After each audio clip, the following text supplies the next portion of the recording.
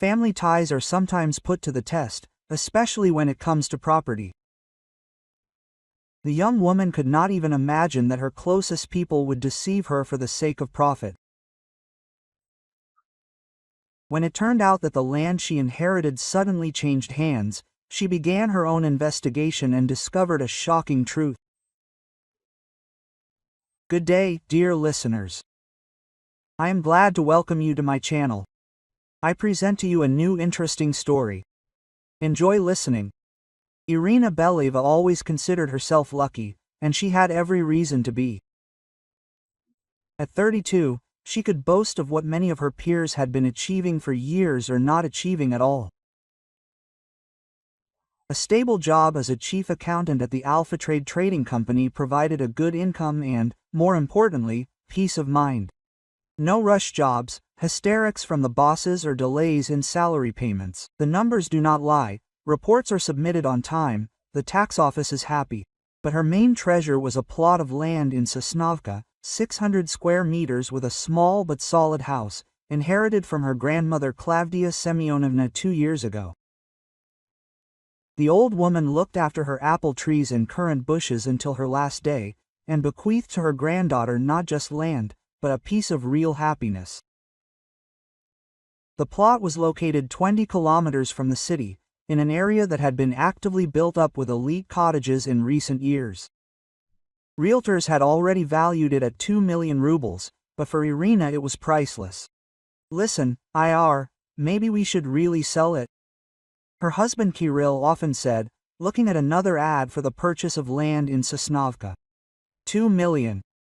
Can you imagine what you can do with that kind of money? Kirill Belev worked as a sales manager in the construction company Stroydom and earned quite decently, about 80,000 a month. But ambitions constantly gnawed at him. Tall, broad-shouldered, with thick chestnut hair and a fat smile. He dreamed of more, much more. Kir, we've discussed this 100 times, Irina answered, not looking up from her laptop, where she was adding up the monthly balance. Is this a memory of grandma? And where are we going to go on weekends? There will be children, they need fresh air, nature. Children, Kirill waved his hand. When else will they be? Time flies, you know. Vitaly Genrevich made me another offer yesterday. He wants me to go into partnership with him on a new project. We'll be building a cottage village on Kamenka. But we need serious startup capital. Vitaly Genrevich Skorapkin was the director of a construction house and, according to Kirill, a real visionary. Every 6 months he had a new Veko project that required investment and promised mountains of gold. Irina was skeptical about these plans. They changed too often, and if it doesn't work out, she asked, we'll be left without money and without a plot of land. It won't work out? Kirill even took offense at such words. Irachka, you are a smart woman, do the math yourself. The price of a plot of land for cottages is 10,000 per 100 square meters. We sell ready-made houses for 15 million per village, and we are provided for life. But Irina stood her ground. The plot of land was her quiet haven, a place where she could take a break from the hustle and bustle of the city and just be herself. Every weekend they went there with the whole family. She, Kirill and her mother-in-law Emma Davidovna. Emma Davidovna Beleva was a difficult woman. At 58, she looked younger, took care of herself, put on makeup in a salon and dressed tastefully, worked as a department head in the regional library, had a pedagogical education and made it clear to everyone around her that she was intellectually superior to most of them. She treated her daughter-in-law equally, without much warmth, but also without open hostility. Ina is a good housewife, she told her friends. She doesn't offend Kirill, keeps the house in order. Another thing is that she has little ambition. She could support her son in business, but she still clings to her 100 square meters. Irina heard these conversations and tried not to pay attention. Emma Davidovna never said anything bad to his face, She was always polite and even sympathetic. She helped with the housework when she came to the dacha. She cooked her signature borscht, which Kirill really liked. Quote, "Mom, what do you think about the plot?" Kirill asked once at dinner. Maybe Irina was so categorical and vain. Emma Davidovna carefully blotted her lips with a napkin and thoughtfully looked at her daughter-in-law. "You know, Kiryusha, I understand Irachka. Sentimentality is natural, but sometimes you have to sacrifice a little for a big one. If I had had such an opportunity in my youth, I would not have hesitated." "Here, you see," Kirill rejoiced. Quote, "Even mom understands." But Emma Davidovna raised her finger. Irina herself must make the decision. You can't force her. Family is compromise and mutual understanding. Irina smiled gratefully at her mother-in-law. At such moments, she felt that Emma Davidovna really understood and supported her. Everything changed one ordinary October day when Irina was doing a pregnancy test in the bathroom of their two-room apartment on Sadovaya. Two stripes appeared almost immediately, bright and undeniable. Her heart began to beat so hard that it seemed to be heard in the next room. Quote, "Kir," she called, coming out of the bathroom. "Kir, come here." Kirill was just getting ready for work, straightening his tie in front of the mirror in the hallway. What happened? He turned around and saw his wife standing with a test in her hands. "Are you serious?" "Seriously," Irina whispered. "We will be parents." Quote, Kirill picked her up in his arms and spun her around the corridor, laughing and kissing her on the cheek. "I can't believe it. Finally, my dear Irachka, I'm so happy." Quote, he immediately called his mother. Emma Davidovna listened to the news with the dignity befitting a future grandmother. "Wonderful," she said solemnly. "Finally, our family will have a continuation. Irachka, now you have to take care of yourself. No stress, no strain, and what about the plot?" "Well, the plot can wait. Children really do need fresh air." The pregnancy was going smoothly. Irina went on maternity leave in January, fully concentrating on preparing for motherhood, reading books on the psychology of child development, attending courses for expectant mothers, and setting up the nursery. Kirill became even more caring, bringing her favorite cakes from the bakery, giving her foot massages in the evenings, reading articles on raising children out loud. Quote, "You know," he said, stroking her rounded belly, "it's for the best that we didn't sell the plot. The baby will crawl on the grass there, pick apples from the tree." Quote, romance. Emma Davidovna was also transformed. She studied special literature on caring for newborns, knitted booties and bonnets, bought diapers and baby food in advance. It seemed that they had finally become a real family, friendly, close-knit, united by common joy and expectation. In May, a son was born. The birth was difficult, but when Irina first held the wrinkled red lump in her arms, all the suffering was instantly forgotten. They named him Maxim in honor of his grandfather Kirill, whom he loved very much. "He looks like you," Kirill whispered, not leaving the crib. "Look at how long his fingers are." "He will be a pianist or a programmer," Irina laughed. "Nowadays it is more practical." Emma Davidovna looked at her grandson with affection, which had not been noticed in her before. "A beautiful boy," she said, "strong, he will do well."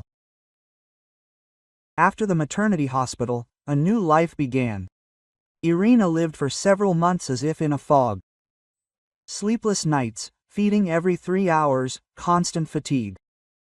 Maxim turned out to be a restless child. He slept poorly, cried often, demanded constant attention. Kirill helped as much as he could, but worked a lot. The company was in the season of active sales. Quote, "Forgive me, dear," he said, leaving early in the morning and returning late in the evening. "Everything will be fine soon. I'll take a vacation, the whole family will relax at the dacha."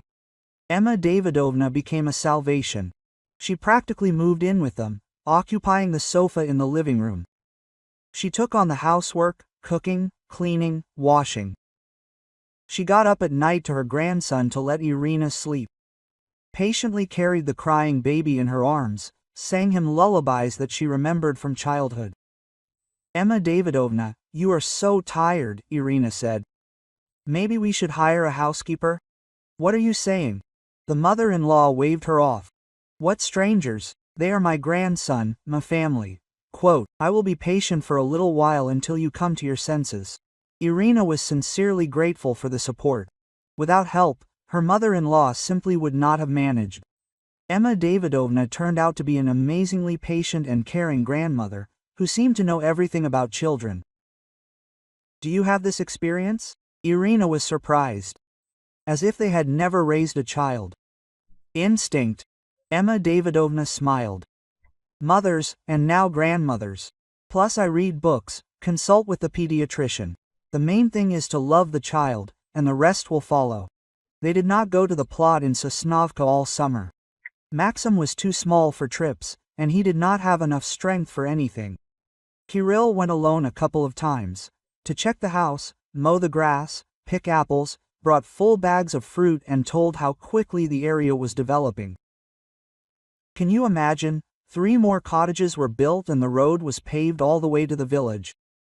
Land prices have risen even more. They are no longer asking 2 million, but 2.5. It's good that they did not sell it, Irina answered sleepily, rocking her son. Maxik will grow up. We will go every weekend. Fresh air, ecology. Of course, Kirill agreed. Although, you know, Vitaly Genrevich says, in a couple of years our plot can be worth all 4 million. The infrastructure is developing, the prestige is growing. But these conversations seem so far from the reality of feedings, diapers and nights of lack of sleep. Irina nodded, not really paying attention. The main thing in her life was Maxim, his health and development. The plot could wait, it would not go anywhere. Emma Davidovna did not interfere in these conversations. She concentrated on her grandson in the household, became a real support for the family. Irina often thought about how lucky she was with her mother-in-law. Many of her friends complained about conflicts with their husbands' mothers, but she was almost a second mother, wise, patient, selfless. In the fall, Maxim turned 5 months old. He began to sleep better, cry less, even began to smile in response to affectionate words. Irina gradually came to her senses, regained her strength, began to think about returning to work in 6 months. Quote, "Maybe we should go to the dacha after all," Kirill suggested one day. "October is warm, Maxik has already gotten stronger. Let's show him the apple trees to Grandpa." Quote, "Isn't it too early?" Irina doubted. "What are you saying?" Emma Davidovna intervened. "Fresh air is good for the child. And the house needs to be aired out, we're preparing for winter. I'll go with you, I'll help." And they went with the whole family for the first time since Maxim was born. The plot greeted them with golden autumn beauty. Yellow leaves of apple trees, crimson rowan, the last asters by the porch. Maxim slept in a stroller under an apple tree, and the adults drank tea on the veranda and made plans. In the spring we'll need to tidy up the beds, Irina dreamed. We'll plant carrots, cucumbers. Let Maxik see how the vegetables grow. Definitely, Kirill supported. Although, you know, the neighboring plot was sold last week for 3 million per 100 square meters, and we still have a house. Here, Irina said warningly. Okay, I'm just informing. Emma Davidovna silently poured tea and watched her grandson sleep. Her face had that special serenity that people have when they have achieved their main goal in life. At that time, Irina did not yet know that this quiet autumn day would be the last day of her serene family happiness. By winter, the life of the Belayev family had returned to a measured course. Maxim was 6 months old, and he delighted his parents with new achievements every day. He confidently held his head up, rolled over from his back to his stomach, cooed and laughed in response to his mother's songs. Irina gradually returned to her usual rhythm of life, although not as intense as before the birth of her son. Emma Davidovna still lived with them, but now it was perceived as a natural state of affairs. She became irreplaceable, knew all of her grandson's habits, knew how to calm him down in a matter of minutes, cooked so that Kirill often said, "Wife, learn from your mother." "Emma Davidovna, when are you planning to return to your home?" Irina asked cautiously, bathing Maxim in a baby bath. "Am I bothering you?" The mother-in-law was worried. "If anything, tell me right away. I understand that a young family needs space." "Oh, come on the contrary, I couldn't cope without you. I'm just asking if you suddenly miss your apartment." Quote, "I miss you, of course," Emma Davidovna sighed, "but my grandson is more important. When he gets a little stronger, then we'll see." In February, something unpleasant happened. Maxim became seriously ill after another vaccination. His temperature rose to 39. The baby cried for days and refused to eat. He had to be hospitalized in a children's hospital. Quote, "An allergic reaction to the vaccine," the doctor explained. "It happens to children with a sensitive immune system. It's okay, but he'll have to lie down for 5 to 7 days." Irina practically never left her son's side, slept on a folding bed next to his crib, fed him on schedule, and monitored every change in his health. Kirill came after work, brought food and clean clothes. Emma Davidovna visited them every day, but they didn't let him into the house because of the quarantine. Quote, "How is he?" she asked through the glass door of the ward. "The temperature has dropped." "He's getting better," Irina answered. "The doctor says he might be discharged tomorrow." They discharged him a week later. Maxim got stronger, looked fresher, and even gained a little weight. They greeted him at home like a hero. Kirill bought a huge teddy bear. Emma Davidovna prepared a festive dinner. Quote, "Thank God, it's all over," said the mother-in-law, looking tenderly at her grandson. "I was so worried, I couldn't even sleep normally." "Well, what a week it was," Irina agreed. "It's good that all the certificates were saved. They will come in handy for the medical record." In March, Irina began to think about returning to work. Maternity leave was coming to an end, and the family budget required replenishment. Kirill was promoted to senior manager, his salary increased, but the expenses for the child also increased. "Maybe you can extend the leave?" Kirill suggested, "at your own expense for at least 6 months. What will we live on?" Irina answered practically. "Mortgage, utilities, diapers, food. And Maxim is growing, he will soon need new clothes. Well, at worst, a plot of land." "Kirill," Irina said sternly.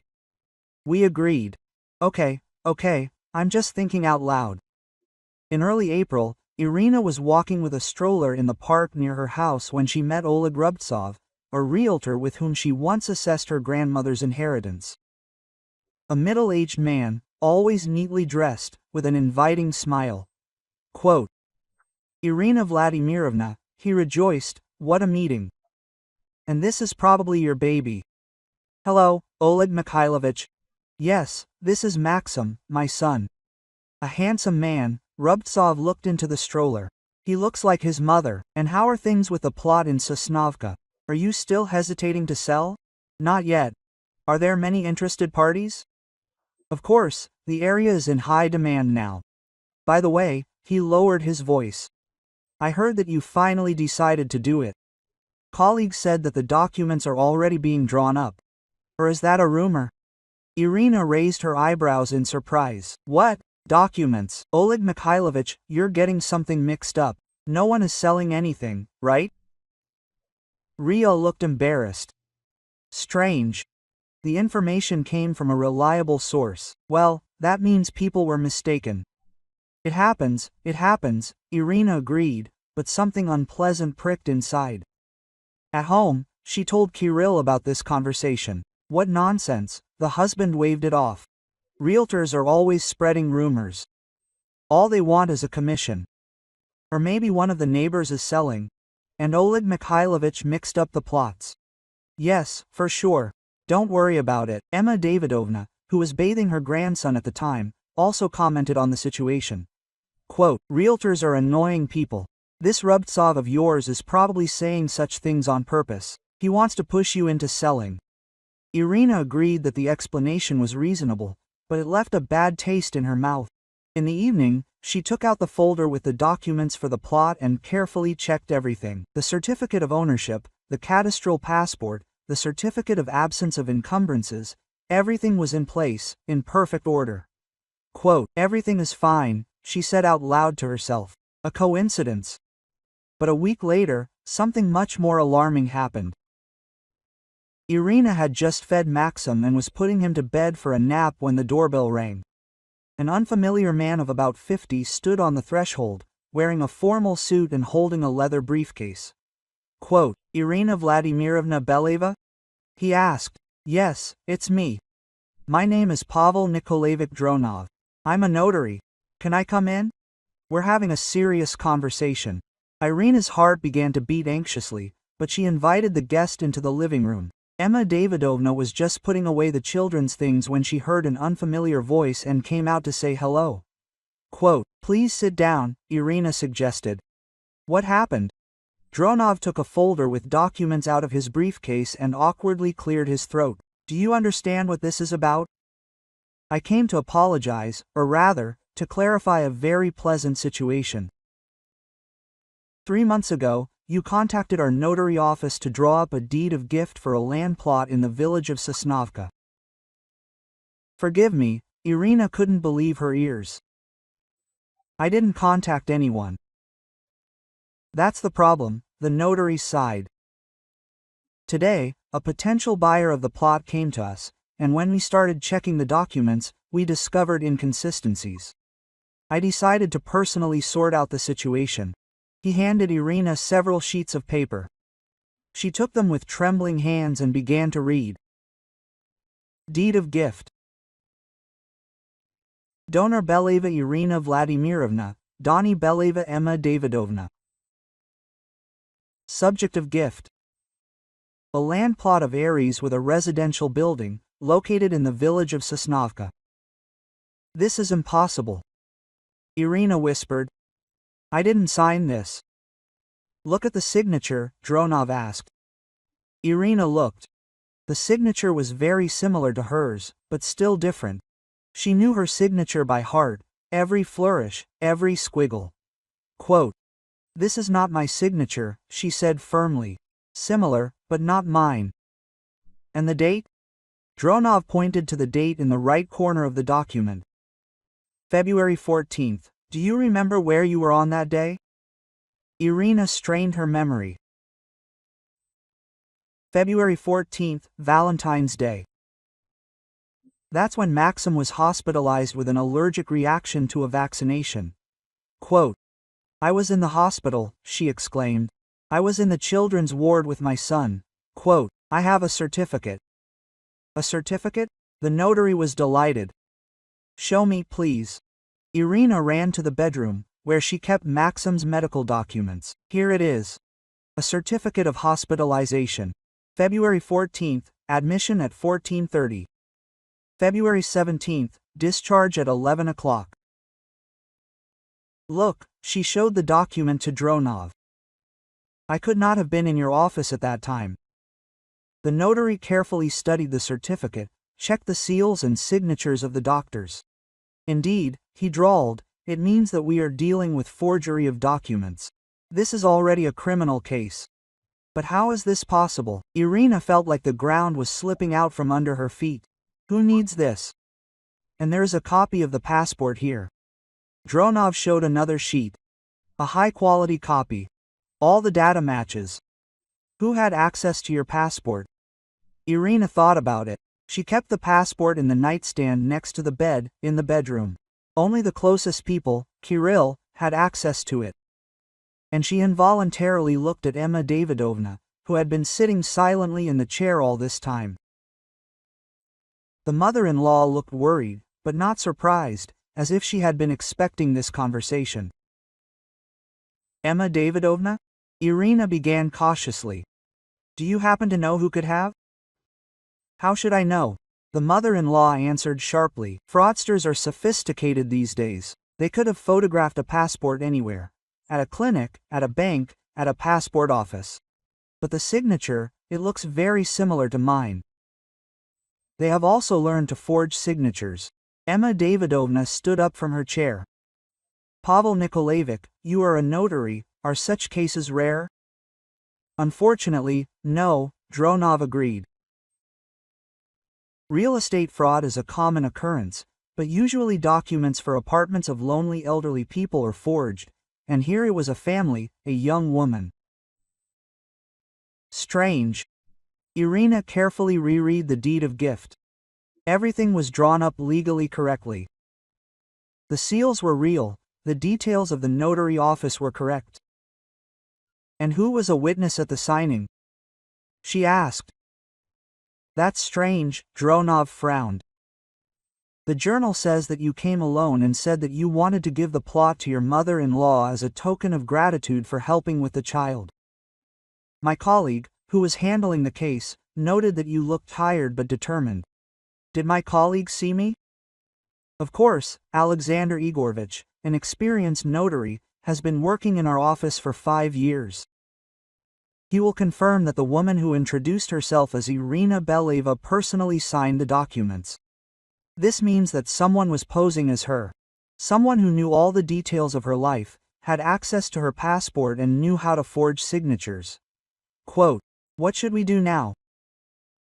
Irina asked. Contact the police, the notary answered. This is fraud on an especially large scale.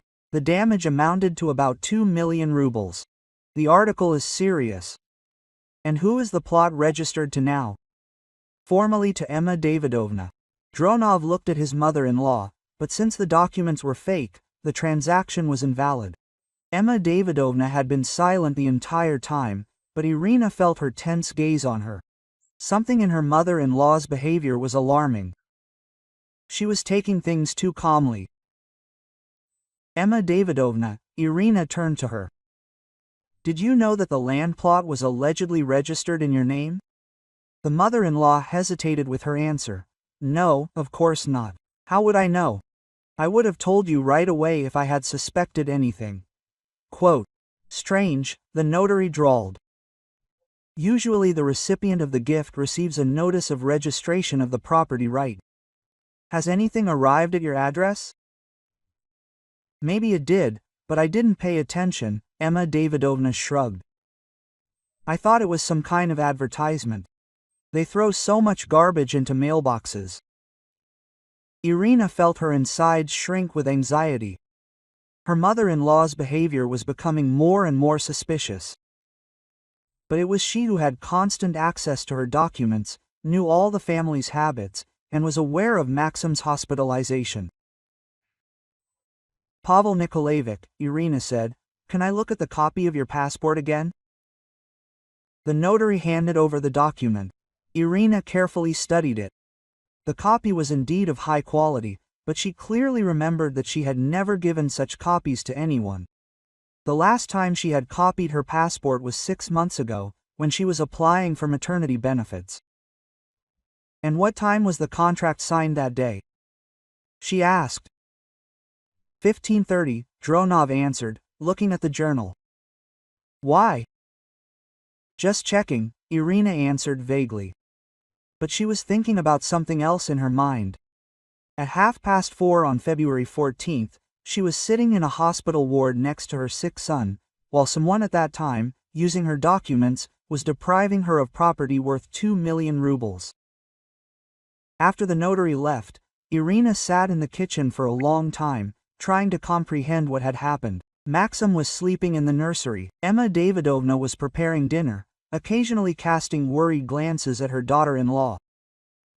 Irochka, don't worry so much, she finally said, the police will sort it out, find the scammers, and the land will be returned.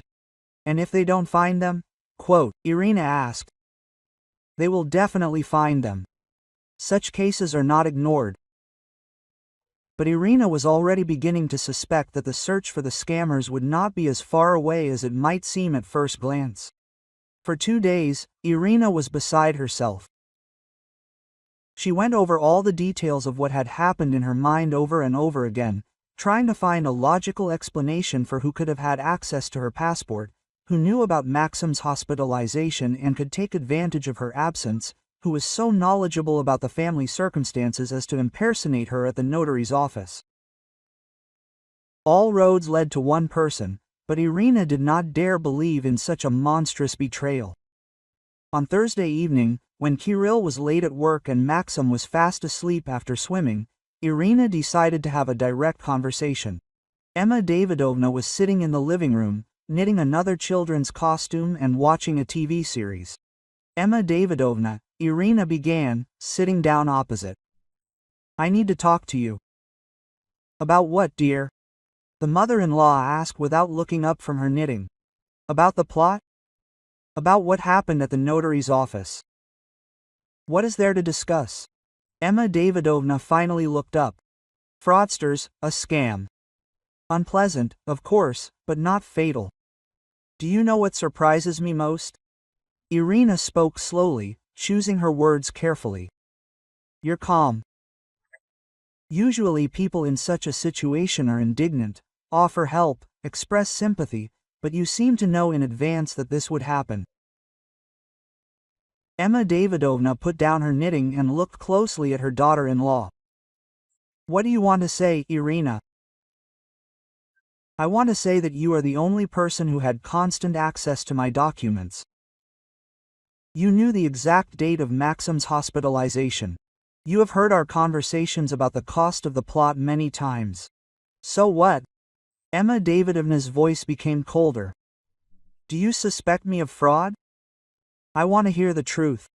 The women looked at each other silently for a few seconds. Then Emma Davidovna smiled briefly and without warmth. The truth? Okay, you will get the truth.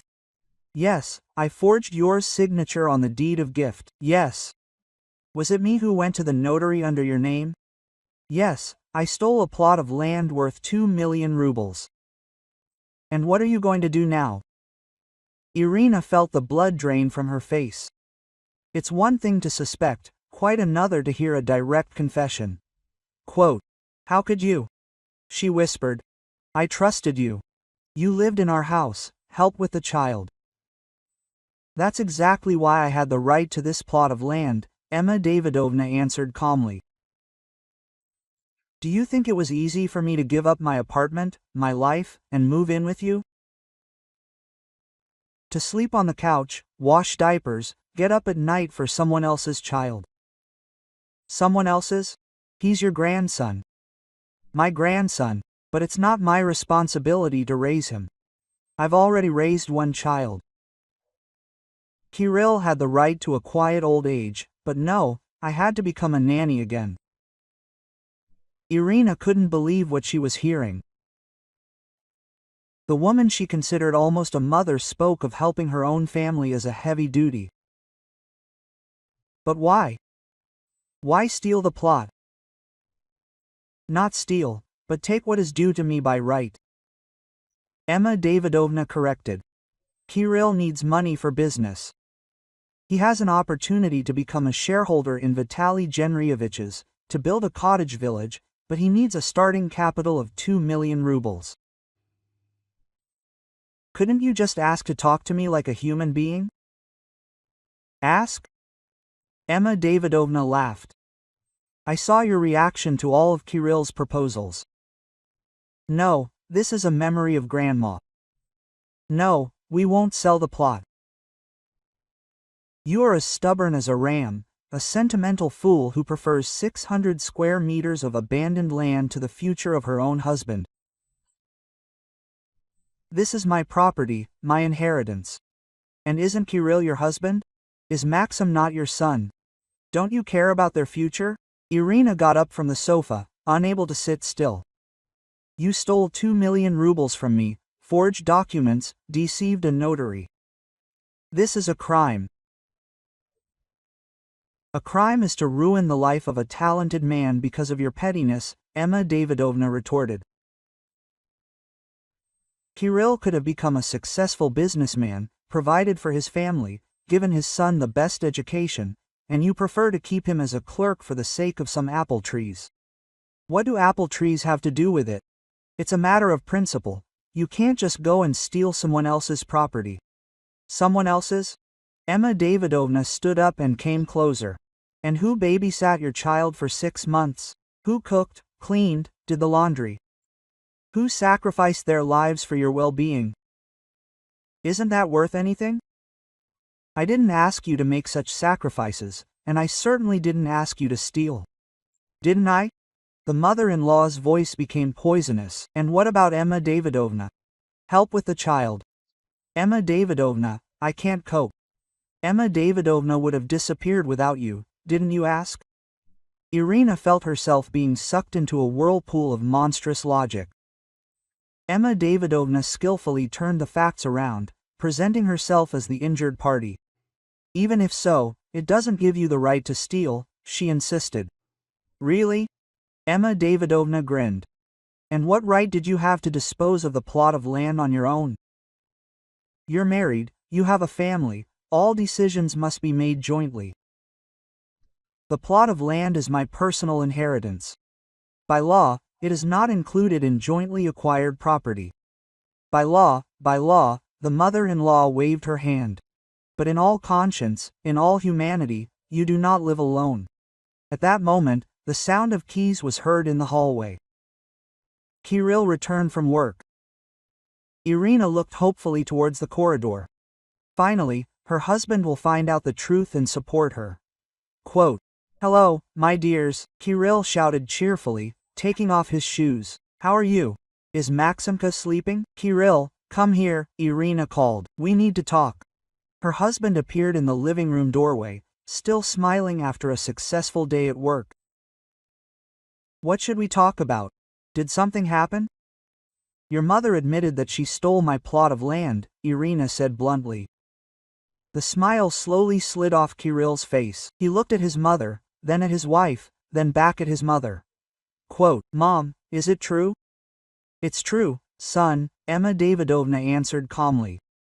"I forged Irina's signature and registered the plot of land in my name. For your future."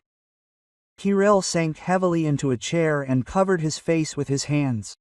"My God!" he muttered. "Mom, how could you? What did you think?" Emma Davidovna was surprised. "Where would we suddenly get 2 million for your business? Out of thin air?" Quote. Irina looked closely at her husband. Something in his reaction seemed insincere to her. He was clutching his head too theatrically. "Kirill," she said slowly. "And you didn't happen to know about your mother's plans in advance?" "What?" Quote. Kirill raised his head. "Of course he didn't. How could you think that? It's very simple. Your reaction looks fake. Irina, I'm in shock. My mother turned out to be a fraud. My wife suspects me of complicity. How can I not be shocked?" Emma Davidovna snorted contemptuously. "Stop acting out, Kirill, tell your wife the truth. She knows everything now anyway." Kirill fell silent and looked away. Irina felt everything inside her break. "So he knew," she stated. "He knew and kept quiet." You don't understand," Kirill began. "We have a chance. Vitaly Genrevich proposed a real deal. A cottage village at the entrance to the city. The site has already been chosen, the project is ready, the permits have been received. The only thing missing is the starting capital. And for that, you can steal. Not steal, but redistribute the family's resources." Kirill was looking for the right words. "The plot is still idle. We go there once a month, and not always. And here is a real opportunity to change life for the better." "Whose life?" "Yours, ours, Maxim's family's." Kirill got heated. "You yourself say that the child needs a better education, development. You won't get far on my manager's salary. And if it works out, we can buy a bigger apartment, go to resorts, and pay for Maxim's private school. And if it doesn't work out, we'll be left with nothing at all." "It doesn't work out," Emma Davidovna intervened. "Vitaly Genrevich is an experienced developer. He has connections, experience, reputation. Such people don't get into trouble. Then let him risk his own money, Irina answered sharply. And not my inheritance. The inheritance. An inheritance, Kirill exclaimed irritably. You're like a wind-up toy on this inheritance, as if there's nothing else in life except the plot of land. For me, this isn't just a plot of land, it's a memory of my grandmother. And the only person who truly loved me. Quote. And I don't love you? Kirill was offended. Mom doesn't love you. We're a family. Quote. What family? Irina felt rage boiling inside. A family where the husband and mother conspire to steal the wife's property, where they forge documents and lie to her face. We're not thieves, Kirill jumped up. We want what's best for all of us. Best for whom? For me, what's best is honesty and trust. And what do you have? Lies, deception, forgery of documents? Irina, calm down, Emma Davidovna said peacefully. Let's discuss everything like adults. The plot of land is already registered in my name. The documents have been signed, the deal has been registered. Legally, everything is clear. Legally? Irina couldn't believe her ears. Forgery of documents is legal purity. Forgery is a strong word, the mother-in-law chuckled. More likely a technical inaccuracy. The signature is slightly different, well, people's handwriting changes. Stress, fatigue after childbirth, it's understandable. And the fact that I was in the hospital at that time. And who can prove it? Emma Davidovna shrugged. A certificate of hospitalization of the child does not mean that the mother could not leave for a couple of hours on important business. Irina realized that she was dealing not with an impulsive act, but with a carefully thought-out scheme. Emma Davidovna had calculated all the risks in advance and found ways to minimize them. You understand that I will go to the police, she said. You will go, the mother-in-law agreed. So what? You'll try to prove that the signature isn't yours. A handwriting examination will show a high degree of similarity. You'll refer to a certificate from the hospital. They'll say that you might have been away. As a result, a suspended sentence at most for dubious forgery of documents. And the plot of land. The plot of land will remain with me, because formally everything is drawn up correctly. The notary will confirm the personal presence of the donor. The documents have been registered with the state. Kirill was silent all this time, looking at the floor. Finally, he raised his head and looked at his wife. Maybe we shouldn't make a mountain out of a molehill? After all, we are a family. The plot of land formally went to my mother, but she's not a stranger. When necessary, we'll sell the money to the family budget. In the meantime, let my mother try to help me with the business. Are you serious? Irina couldn't believe that her husband was trying to justify the theft. Kirill, your mother stole 2 million rubles from me, forged my signature, deceived the notary. She wanted to better. How better? For whom? For myself? For you? And what is better for me? For the family? Kirill repeated stubbornly. If it works out, we will all be in the black.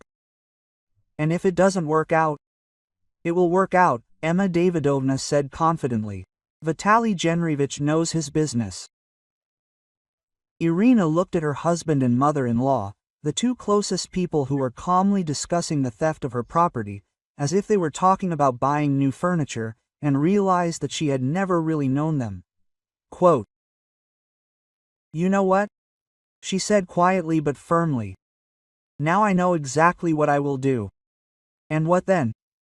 Emma Davidovna asked. I will give you such hell that you will not know what is bad. Maxim needs an honest father, Irina answered firmly, zipping up the bag with the children's things, and not an accomplice of thieves. You will regret this, Emma Davidovna threatened. It won't be easy for a single mother with a child. We'll see who regrets what, Irina said coldly and headed for the exit. Kirill tried to block her way. Think again. Don't rush into things. We can settle this as a family. We don't have a family, Irina replied, walking around him. There's a gang of swindlers that I got into by mistake. Irina's parents, Vladimir Stepanovich and Galina Mikhailovna Orlovi, met their daughter and grandson without questions or reproaches. They immediately realized that something serious had happened and surrounded her with care and support. Quote, "The main thing is that you're healthy," said the mother, settling Maxim in the crib that had once belonged to Irina. "And we'll figure out the rest." The next day, Irina filed for divorce and demanded child support. Kirill tried to call, ask for a meeting, but she was adamant. Quote, "It's too late," she told him on the phone. "You made your choice when you decided to participate in the theft of my property. I didn't steal, I just agreed with my mother." Agreed to fraud. This is called complicity. Meanwhile, the detective continued to collect evidence. 2 weeks later, he brought new materials. "The situation is getting even more interesting," he said. Vitaly Genrevich Skorapkin, a shady figure. Over the past 5 years, he organized 3 financial pyramids under the guise of construction projects. He deceived people for a total of about 15 million rubles. So Kirill would have gotten into another scam? Of course, no cottage village was planned to be built. The money would have simply gone into Skorapkin's pocket, and your husband would have been left holding the bag. Do you have evidence? A full folder, testimony from defrauded investors, forged land documents, fake construction permits. Skorapkin is a professional swindler. Irina grinned. So, Emma Davidovna not only stole her land, but also pushed her son into the clutches of a swindler. Justice had a bitter taste, but it was still justice. The trial began at the end of May. Volkova's lawyer presented ironclad evidence, medical certificates of Irina's hospitalization, a handwriting expert's report on the forgery of the signature, testimony from doctors and nurses, recordings of telephone conversations between Emma Davidovna and the secretary of the notary's office. Emma Davidovna tried to deny the obvious, but the evidence was too convincing. Her lawyer, a young, inexperienced lawyer, could not counter Volkova's professional work. The defendant acted consciously and purposefully, the prosecutor said. She forged documents, deceived a notary, and caused damage in the amount of 2 million rubles. I ask that a sentence of 3 years imprisonment be imposed, suspended with a probationary period of 2 years. The court satisfied the prosecutor's demands. Emma Davidovna received a suspended sentence. The plot was returned to Irina, and all court costs were recovered from the defendant. Quote, "This is unfair," Emma Davidovna shouted after the verdict was announced.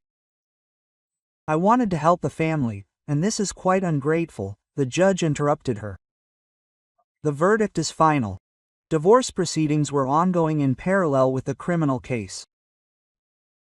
Kirill tried to sue for half of the plot as jointly squeezed property, but Volkova's lawyer easily proved that the inheritance was not subject to division. Quote, "The plot was inherited before the marriage," she explained. "According to the law, it is personal property and is not included in the jointly squeezed property." Kirill was left with nothing, but was obliged to pay alimony for his son in the amount of 25% of his income. But the most serious blow awaited him at work. When the director of the construction company Stroidum learned about the trial and Kirill's participation in the fraudulent scheme, he immediately fired him. Quote, "We don't need employees with a dubious reputation," he explained. "Clients must trust us." Vitaly Genrevich Skorapkin, having learned about the failure of the plot scheme, quickly distanced himself from Kirill. "I don't know any Belayev," he said, and did not make him any business proposals. A month later, the police arrested Skorapkin himself based on statements from defrauded investors. It turned out that Detective Kovalev had handed over the collected materials to the investigative committee, and they opened a criminal case for fraud on an especially large scale. Kirill tried to find a new job, but the reputation of a person involved in lawsuits played a cruel joke on him. Employers did not want to get involved with dubious personnel, Quote, "Maybe you should try in another city?" His mother advised him. "Everyone here already knows about our process." Quote, "And what should I move to?" Kirill answered, "There is no money, I pay child support. The apartment is mortgaged." Emma Davidovna also faced the consequences of her actions. At the library where she worked, they found out about her criminal record and politely suggested that she write a letter of resignation. Quote, "An educational institution cannot employ an employee with a criminal record," the director explained. At 58, finding a new job turned out to be almost impossible. Emma Davidovna got by with odd jobs, cleaned entryways, babysat other people's children, and worked as a promoter in shopping centers. Meanwhile, Irina was building a new life. At first, it was difficult to raise a child alone, work, and solve everyday problems, but gradually everything worked out. Maxim grew up a healthy and cheerful boy. He did not remember his father and did not miss him. His grandparents replaced his parental family, giving him love and care. In August, Irina sold a plot of land in Sosnovka for 3 million rubles. Prices have risen even more over the year. With the proceeds, she bought a 3-room apartment in the city center and opened her own consulting firm, Orlov and Partners. Quote, "Finally, you're independent," Mom rejoiced, "you're your own boss. And no one can steal what I've earned through honest labor," Irina added. The business was successful. Her experience as a chief accountant helped her establish connections with clients. 6 months later, she had to hire 2 employees. The demand for consulting services was high. In September, Irina met Alexei Fyodorovich Guskov, a pediatrician at the children's clinic where she took Maxim for preventive examinations. He was 35, divorced, with a good sense of humor and a kind heart. Quote, "Your son is very smart," he said, examining Maxim. "And healthy. You take excellent care of him." "I try," Irina smiled. "He is my only child. And my father is involved in raising him. We are divorced. Father is not a very reliable person." The recording began with professional consultations, moved on to friendly communication, and then grew into something more. Alexei was the complete opposite of Kirill, reliable, honest, without ambitions to conquer the world, but with a desire to do his job well. "I like your seriousness," he said to Irina. "And the way you treat your son. It is obvious that you are a real mother." "And I like that you do not make Napoleonic plans," she answered. "You just live honestly and do good for people." Alexei treated Maxim like his own son. He played with him, read fairy tales, took him to the zoo and the circus. The boy became attached to him and called him Uncle Lyosha. "Maybe not uncle, but dad?" Alexei once suggested, proposing to Irina. "Perhaps dad too," she agreed, looking at the wedding ring. The wedding was held quietly, in the circle of close friends. Maxim was then 2 and a year old. He carried the rings importantly and felt like the main participant in the celebration. Kirill found out about his ex-wife's second marriage. He accidentally saw an ad in the newspaper, tried to call, but Irina did not pick up the phone. "Why do you need this?" his mother asked. She made her choice. "Maxim is my son," Kirill answered. "I have the right to know who is raising him." "The one who is nearby does the raising," Emma Davidovna noted philosophically, "and not the one who transfers alimony." By that time, Kirill was working as a loader at a vegetable warehouse. There were no other offers. His reputation was tarnished, no one would give him recommendations, and he seemed to have no management experience.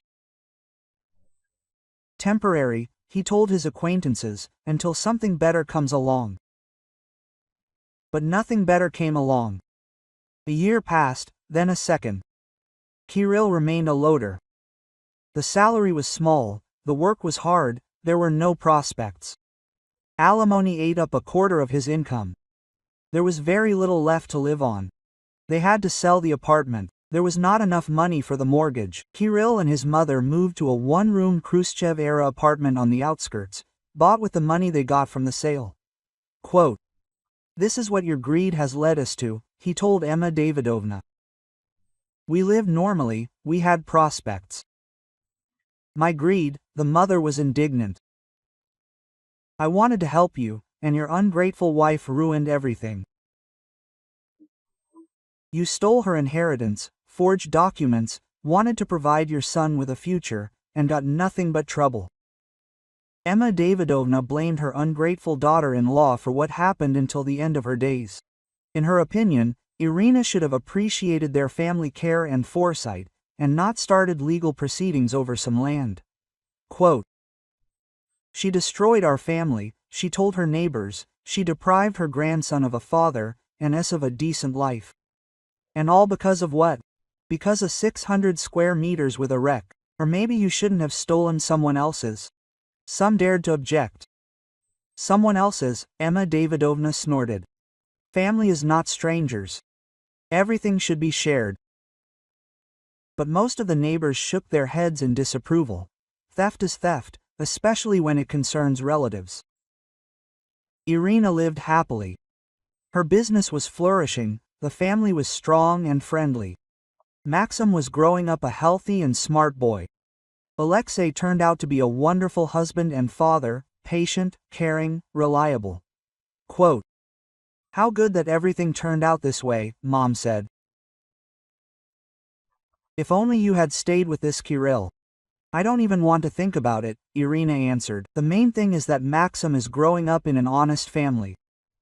Sometimes she met her ex-husband on the street, aged, tired, in work clothes. Kirill tried to talk to him, to ask about his son, but Irina was polite and cold.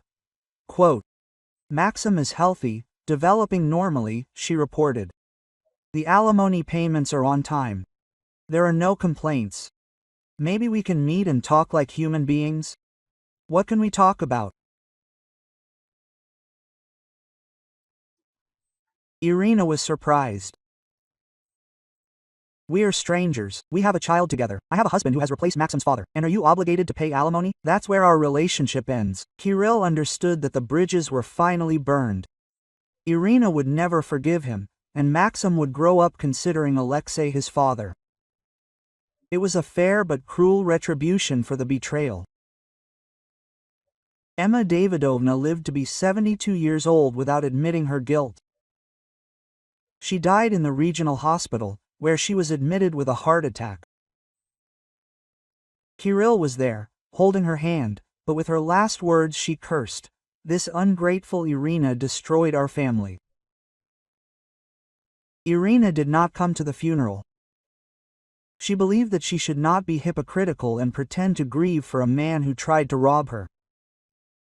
"May the earth rest softly on her," she told her husband, "I am not obliged to forgive her." Maxim grew up, graduated from school with a gold medal, and entered medical school. He always called his father Dad, and all he knew about his biological father was that he paid child support and lived somewhere on the outskirts of the city.